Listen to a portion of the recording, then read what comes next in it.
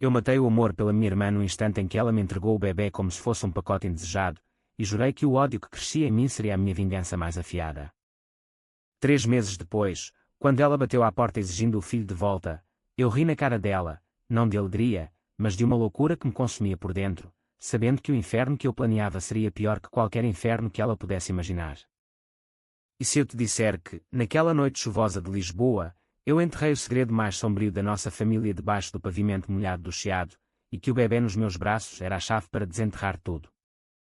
O sol de Lisboa entrava pela janela entreaberta do meu apartamento no Bairro Alto, filtrando-se através das cortinas de linho amareladas pelo tempo, como se o Tejo lá embaixo conspirasse para iluminar os cantos mais poerentos da minha vida.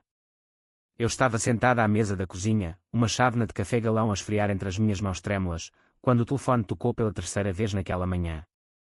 O número era o dela, a minha irmã, Ana, a caçula que sempre fora o sol da família, enquanto eu, Marta, era a sombra que limpava as nódoas.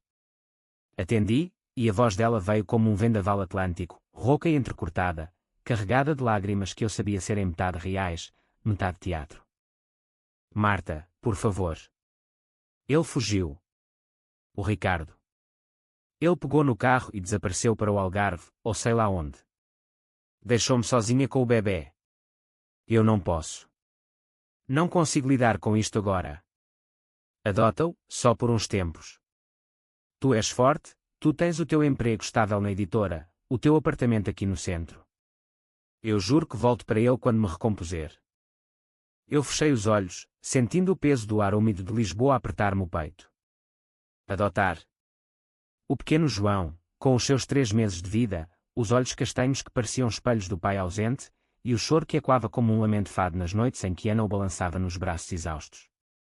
Eu conhecia o Ricardo, um tipo de Cascais, com o bronzeado de quem passa mais tempo em praias do que em empregos, vendendo sonhos de surf e noites de copos no Bairro Alto. Ele prometera o mundo a Ana, e ela, aos 24 anos, engolira tudo como um pastel de nata demasiado quente. Agora, o mundo desabara, e eu era o chão que recebia o escombro. Tu estás louca, Ana. Adotar. Isso não é um gato de rua que se apanha e se devolve. É o teu filho. O sangue da nossa mãe corre nas veias dele. Mas ela insistiu, e as palavras dela cortavam como o vento cortante do cabo da roca. Contou-me como Ricardo a acordara de madrugada, com uma mala na mão e uma nota rabiscada na mesa de cabeceira. Não sou feito para isto. Desculpa. Como ela passara a noite a andar de um lado para o outro no apartamento minúsculo em Alfama, com o bebê a chorar e o cheiro a leite azedo impregnando as paredes de cal. Como os vizinhos, aqueles velhos que se debruçavam nas varandas com olhares de julgamento, já murmuravam sobre a rapariga solteira com um bastardo. Em Portugal, a família ainda era o escudo contra o escândalo, mas Ana sentia o escudo rachar. Eu devia ter dito não. Devia ter pegado no telefone e chamado a mãe, ou o pai, que ainda vivia na casa de família em Sintra, com os seus medos e memórias de um Portugal que já não existia. Mas eu era a irmã mais velha, a que sempre resolvera os problemas, desde as birras de Ana na escola primária até às noites em que ela chegava bêbada de discotecas no cais do Sodré. E, no fundo, havia uma parte de mim, uma fome que eu não admitia, por algo mais do que as noites solitárias a corrigir manuscritos na editora, com o vinho do Douro como única companhia. Está bem, murmurei, sentindo o gosto amargo do café subir à garganta. Vem cá amanhã. Trazo. Mas isto é temporário, Ana. Temporário. Ela soluçou um obrigado que ecoou como um adeus, e desligou. Eu fiquei ali, olhando para o vazio da rua lá embaixo, onde os elétricos rangiam nas calçadas de pedra, levando turistas para o castelo de São Jorge. Temporário. Que palavra traiçoeira. Naquele momento, não sabia que seria o fio que me ataria a um abismo. No dia seguinte, Ana apareceu ao meio-dia, com o sol de outono a bater impiedoso nas escadarias do meu prédio. Ela carregava o ovo de João no colo, embrulhado numa manta de lã tecida em Trás-os-Montes, e uma mala de fraldas que parecia pesar mais do que o mundo inteiro. Os olhos dela estavam inchados, o cabelo castanho desgrenhado como as ondas do oceano após uma tempestade. Eu abri a porta, e ela entrou sem uma palavra, depositando o bebê na minha mesa de jantar como se fosse uma oferta a uma deusa relutante. Ele come de 3 em 3 horas, disse ela, a voz mecânica, enquanto arrumava as fraldas na minha cozinha minúscula. O leite em pó está na mala. E tem cólicas à noite, canta-lhe um fado baixo, como a avó fazia. Marta. Obrigada. Eu amo-te. Eu peguei em João, sentindo o calor do corpinho dele contra o meu peito, o cheiro a talco e a inocência que me invadiu como um bálsamo inesperado. Ele piscou os olhos para mim, e por um segundo, o apartamento pareceu maior, o sol mais brilhante. Ana beijou a testa dele, depois a minha bochecha, e saiu, as escadas e quando os seus passos apressados. Fiquei sozinha com ele, o silêncio quebrado apenas pelo ronronar suave do trânsito lá fora. Naquela primeira noite, João chorou como se o mundo lhe devesse algo. Eu andei de um lado para o outro na sala, embalando nos braços, cantando fragmentos de estranha forma de vida que a mãe nos ensinara quando éramos miúdas. O cansaço veio como uma onda, mas com ele veio algo mais, uma fúria surda contra Ricardo, contra a Ana por se deixar cair assim, e contra mim mesma por aceitar. Deitei-me no sofá, com o bebê ao lado no berço improvisado de uma gaveta forrada, e sonhei com o pai dele a afogar-se nas águas frias do Tejo, os peixes a devorarem os seus segredos. Os dias transformaram-se em semanas, e Lisboa, essa cidade de 7 colinas e 1000 histórias, tornou-se o nosso palco improvável. Eu adaptava o horário na editora, saía mais cedo, levava o portátil para cafés no Chiado, onde o aroma a broas e a rissóis se misturava ao choro ocasional de João. Os colegas notavam: o que é isso, Marta? Um sobrinho. Pareces exausta, mas feliz. Eu sorria, forçando os lábios sobre os dentes, e respondia com meias verdades. Feliz. Talvez. O peso de João nos meus braços preenchia um vazio que eu nem sabia existir, as noites vazias após o divórcio de 2 anos atrás, quando o ex-marido, um advogado de Oeiras, me trocara por uma estagiária mais jovem e menos marcada pelas rugas do tempo. Ana ligava esporadicamente. Como está ele? Eu estou melhor, juro. Encontrei o emprego de empregada num hotel em Cascais. Mas as chamadas eram curtas, interrompidas por ruído de fundo, risos, música, o som de copos tilintando. Eu enviava fotos, João a sorrir com um chocalho na mão, ou a dormir no meu colo enquanto eu lia Amália Rodrigues numa biografia inacabada. Ela respondia com corações e amo-vos os dois. Mas eu via as mentiras nas entrelinhas, as noites em que não ligava, os stories no Instagram com ela em bares do Bairro Alto, o cabelo arranjado, o sorriso que não chegava aos olhos. Um mês passou, e João começou a reconhecer-me. O seu primeiro sorriso genuíno veio numa manhã de sábado, quando o sol entrava pela janela e eu o ninava com uma colher de papa de banana. Senti um aperto no peito, não de dor, mas de posse, algo primal, como as mães leoa que defendem as crias nas savanas distantes. Liguei à mãe em Sintra: vem vê-lo, mãe. Ele é nosso agora. Ela veio, com um cesto de pastéis de Sintra e lágrimas nos olhos, abraçando-nos a ambos como se o tempo não tivesse passado desde os nossos dias de infância, correndo pelos jardins do Palácio da Pena. Mas a fúria borbulhava por baixo. Eu investigava Ricardo nas redes sociais, um perfil bloqueado, mas amigos em comum revelavam: ele estava no Algarve, a trabalhar num bar de praia em Lagos, postando fotos de pôres do sol e cervejas com raparigas de biquíni. Eu imaginava-o a rir das nossas vidas destruídas, e o ódio crescia como era nas paredes antigas de Lisboa. Comecei a planear, em segredo, uma carta anónima à polícia, alegando evasão de responsabilidades paternais. Ou pior, segui-lo nas sombras das minhas folgas, anotando os horários, os hábitos. Não era vingança ainda, era preparação. Porque, no fundo, eu sabia que Ana voltaria. E quando voltasse, eu estaria pronta. 2 meses se arrastaram como as carroças de vendedores de castanhas nas ruas de inverno.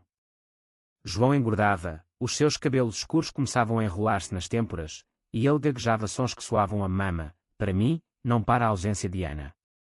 O apartamento transformara-se, fraldas secavam no estendal da varanda, brinquedos de madeira espalhados pelo chão de azulejos, e o berço agora ocupava o canto da minha cama. Eu acordava à meia da noite não com o choro dele, mas com o meu próprio, um lamento silencioso por uma vida que eu nunca planeei, mas que agora não largaria por nada. Ana aparecia de vez em quando, visitas rápidas, como ladrões na noite. Numa tarde chuvosa de novembro, ela veio com um urso de peluche de Mafra e uma garrafa de vinho verde, sentando-se no sofá com os olhos evasivos. Eu estou a tentar, Marta. O Ricardo mandou uma mensagem. Diz que quer voltar, mas precisa de tempo. Eu ri, um riso seco quicou nas paredes. Tempo. Para quê? Para surfar mais uma onda enquanto o filho chora por leite. Ela baixou a cabeça, e por um momento, vi a miúda que partilhara quartos conosco em Sintra, a que me contava segredos ao luar. Abracei-a, mas o abraço era frágil, como o papel das trouxas de bacalhau na quaresma. Naquela noite, após ela partir, encontrei o telemóvel dela esquecido no braço do sofá. Hesitei, o coração a martelar como o sino da Sé de Lisboa. Abriu, a password era o aniversário de João, patético na sua previsibilidade. Mensagens de Ricardo, saudades, amor. Mas o gajo não é meu, tu sabes. Fotos dela com ele, em motéis baratos da costa, datas que coincidiam com as visitas dela a mim. E pior, conversas com uma amiga, a Marta é perfeita para o bebê. Ela sempre quis ser mãe, desde que o marido a largou. Deixa-a ficar com ele. O mundo parou. Eu sentei-me no chão frio, com o telemóvel na mão, sentindo o veneno espalhar-se pelas veias. Não era amor pela irmã, era manipulação. Ela usara-me como uma creche conveniente, enquanto reconquistava o canalha. O ódio floresceu, não como uma flor selvagem, mas como um cardo espinhoso, pronto a ferir. Apaguei as mensagens, devolvi o telemóvel ao lugar, e jurei, quando ela viesse pedir de volta, eu faria com que doesse. Não com gritos ou polícia, com algo mais profundo, que escavasse as raízes da nossa família podre. O inverno instalou-se em Lisboa com a sua garoa persistente, transformando as calçadas em armadilhas escorregadias e os corações em conchas fechadas. João, agora com 4 meses, rolava no tapete da sala, rindo para as sombras que os candeeiros de rua projetavam nas paredes. Eu comprara-lhe o macacão de lã vermelha, inspirado nos trajes dos ranchos folclóricos de Miranda do Douro, e ele parecia um pequeno pastor de sonhos. As noites eram minhas, lia-lhe contos de Essa de Queiroz adaptados, com vozes graves que o faziam adormecer contra o meu ombro. Mas o sono meu era agitado, povoado por visões de Ana a arrancar-me o filho dos braços, de Ricardo a rir nas praias distantes. Eu comecei a documentar tudo. Um diário escondido na gaveta da mesa de cabeceira, onde anotava as visitas dela, as mentiras, os silêncios. Dia 45, Ana chegou atrasada, cheirava a gin tónico. Beijou João sem emoção, falou de um novo emprego que soava a street club. Enviava relatórios à mãe, subtilmente, ele está a crescer tão bem, mãe. Ana vem pouco, mas eu cuido. Ela respondia com chamadas preocupadas, convidando-me a Sintra, mas eu recusava, o meu mundo agora era este apartamento, este bebê, esta raiva que me mantinha acordada. Uma noite de dezembro, enquanto o cheiro a rabanadas fritas pairava no ar de Natal iminente, o telefone tocou. Era Ana, a voz embriagada e urgente. Marta, eu encontrei-o. O Ricardo. Ele quer-nos de volta. Vamos para o Algarve, começar de novo. Preciso do João amanhã. Por favor, mana. O silêncio que se seguiu foi ensurdecedor, como o silêncio antes de um fado rasgado. Eu apertei o telefone, sentindo as unhas cravarem na palma. Amanhã. 3 meses, Ana. 3 meses em que tu foste uma fantasma, e eu fui a mãe. Vem cá, fala comigo. Ela chegou na manhã seguinte, o sol pálido de inverno a filtrar-se pelas nuvens, vestida com um casaco de ganga desbotado e o cabelo preso num rabo de cavalo apressado.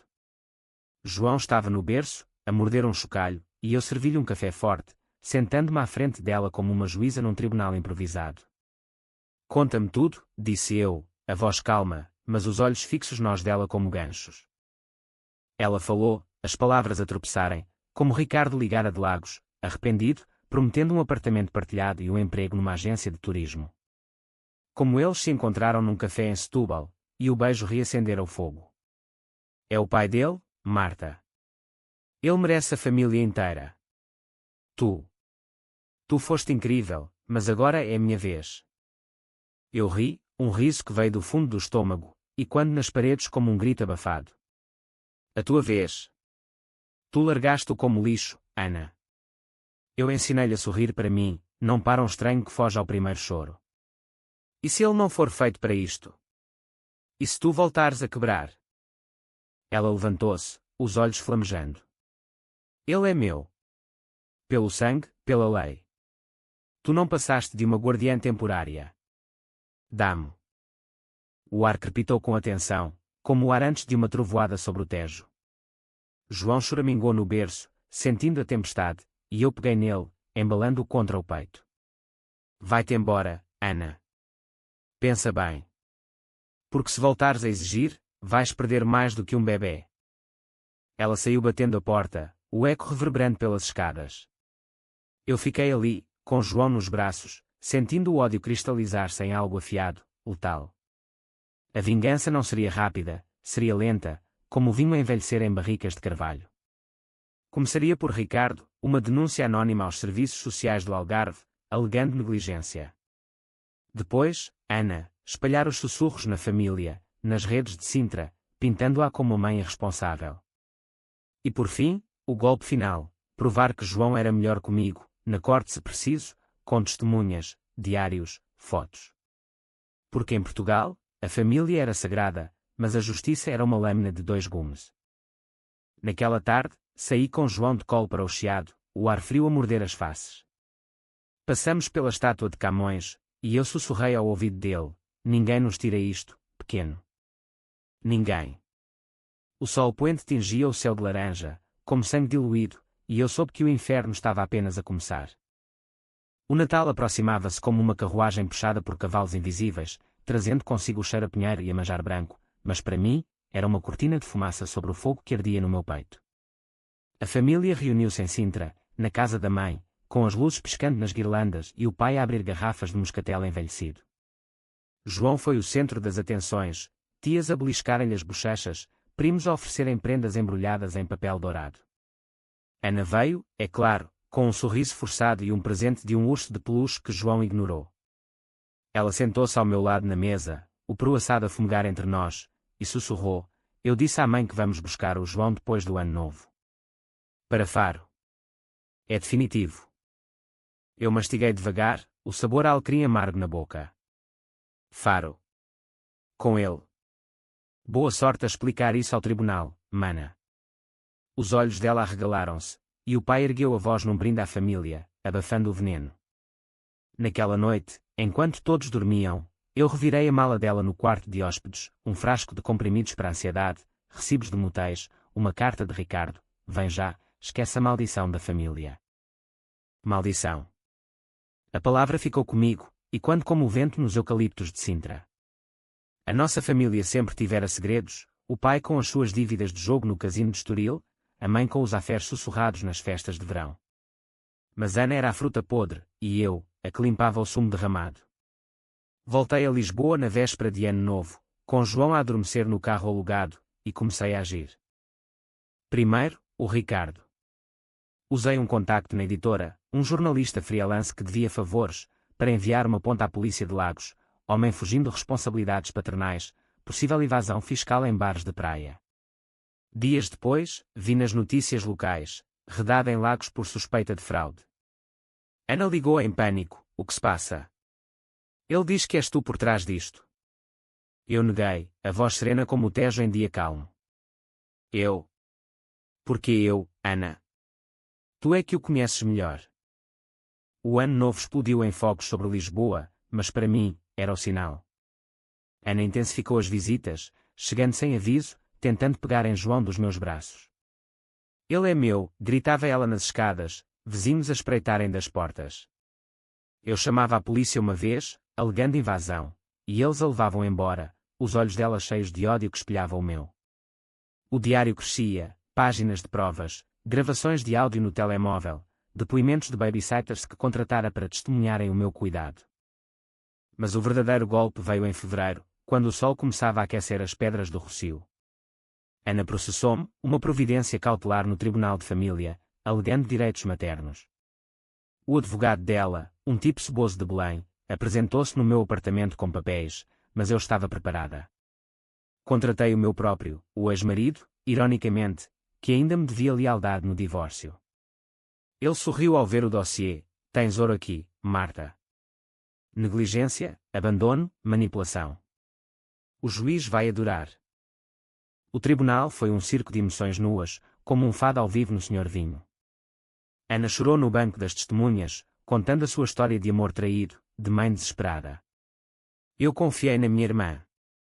Ela prometeu temporário, O juiz, um homem de barba grisalha e olhos cansados de casos como o nosso, ouvia atento. Eu subi ao estrado, com João no colo de uma assistente social, e falei com a voz firme, as palavras tecidas como renda de Viana do Castelo. Senhor juiz, eu aceitei o meu sobrinho porque a minha irmã o abandonou.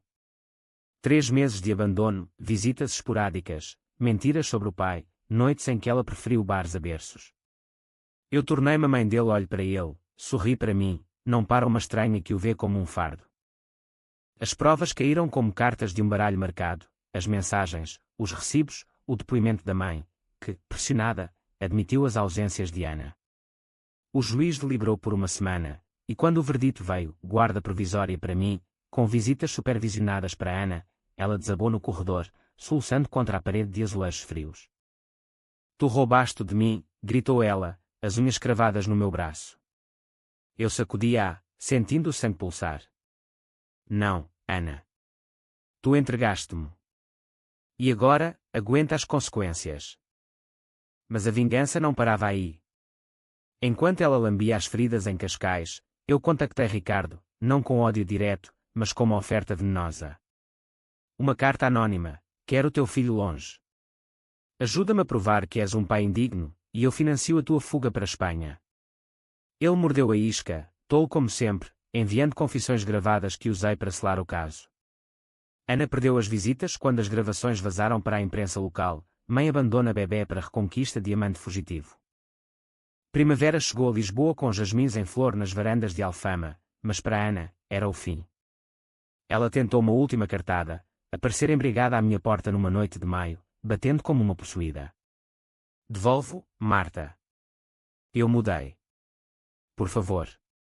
João chorava dentro, sentindo a loucura dela através das paredes.